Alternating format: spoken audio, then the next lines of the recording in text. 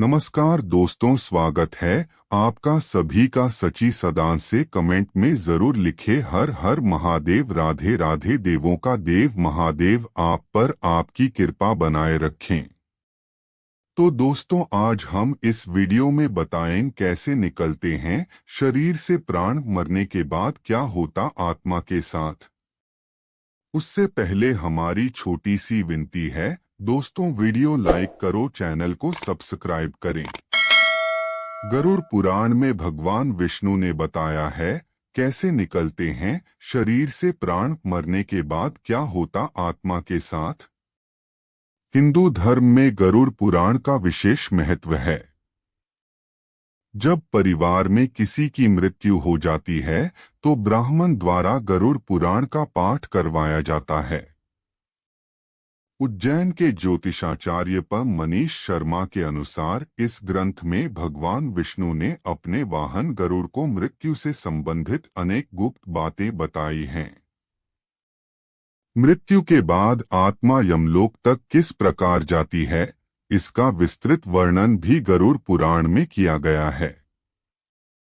आज हम आपको गरुड़ पुराण में लिखी कुछ ऐसी ही खास व रोचक बातें बता रहे हैं। नोट: गरुड़ पुराण प्राचीन समय का ग्रंथ है, इसीलिए हम यहाँ बताई गई बातों का समर्थन नहीं करते। ये स्टोरी सिर्फ पाठकों के शास्त्र संबंधी ज्ञान बढ़ाने के लिए है। ऐसे निकलते हैं शरीर से प्राण। गरुड़ पुराण के अनुसार जिस मनुष्य की मृत्यु होने वाली होती है वह बोलना चाहता है लेकिन बोल नहीं पाता। अंत समय में उसकी सभी इंद्रियां, बोलने, सुनने आदि की शक्ति नष्ट हो जाती हैं और वह हिलडुल भी नहीं पाता। उस समय दो यमदूत आते हैं। उस समय शरीर से अंगुष्ठ मात्र, अंगूठे के बराबर आत्मा निकलती है, जिसे यमदूत पकड़ लेते हैं। ऐसे डराते हैं यमदूत। यमराज के दूत उस आत्मा को पकड़कर यमलोक ले जाते हैं, जैसे राजा के सैनिक अपराध करने वाले को पकड़कर ले जाते हैं। उस जीवात्मा को रास्ते में थकने पर भी यमराज के दूत डराते हैं और उसे नरक में मिलने वाले दुखों के बारे में बार बार बताते हैं।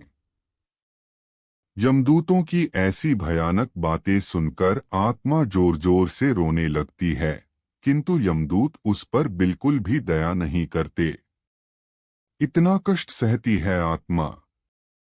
इसके बाद वह जीवात्मा आग की तरह गर्म हवा तथा गर्म बालू पर वह चल नहीं पाती और भूख प्यास से तड़पती है।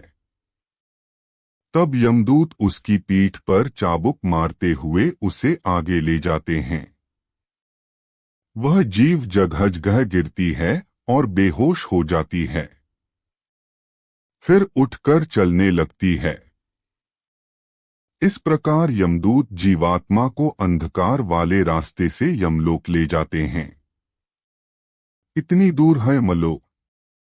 गरुड़ पुराण के अनुसार यमलोक 99,000 योजन वैदिक काल की लंबाई मापने की इकाई है। 1 योजन बराबर होता है 4 कोस यानी 13 से 16 किमी है। वहां यमदूत पापी जीव को थोड़ी ही देर में ले जाते हैं। इसके बाद यमदूत उसे सजा देते हैं। इसके बाद वह जीवात्मा यमराज की आज्ञा से यमदूतों के साथ फिर से अपने घर आती है। तृप्त नहीं होती आत्मा। घर आकर वह जीवात्मा अपने शरीर में पुनः प्रवेश करने की इच्छा करती है, लेकिन यमदूत के बंधन से वह मुक्त नहीं हो पाती और भूख प्यास के कारण रोती है। पुत्र आदि जो पिंड और अंत समय में दान करते हैं, उससे भी उसकी तृप्ति नहीं होती। इस प्रकार भूख प्यास से युक्त होकर वह जीव यमलोक जाता है। इसलिए करते हैं पिंडदान। इसके बाद उस आत्मा के पुत्र आदि परिजन यदि पिंडदान नहीं देते हैं तो वह प्रेत बन जाती है और लंबे समय तक सुनसान जंगल में रहती है। गरुड़ पुराण के अनुसार मनुष्य की मृत्यु के बाद 10 दिन तक पिंडदान अवश्य करना चाहिए। पिंडदान से ही आत्मा को चलने की शक्ति प्राप्त होती है। ऐसे बनता है आत्मा का शरीर। शव को जलाने के बाद मृत देह से अंगूठे के बराबर का शरीर उत्पन्न होता है।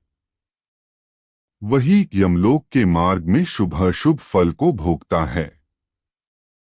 पहले दिन पिंडदान से मूर्धा सिर, दूसरे दिन से गर्दन और कंधे, तीसरे दिन से हृदय, चौथे दिन के पिंड से पीठ, पांचवें दिन से नाभि, छठे और सातवें दिन से कमर और नीचे का भाग, आठवें दिन से पैर, नौवें और 10वें दिन से भूख प्यास आदि उत्पन्न होती है।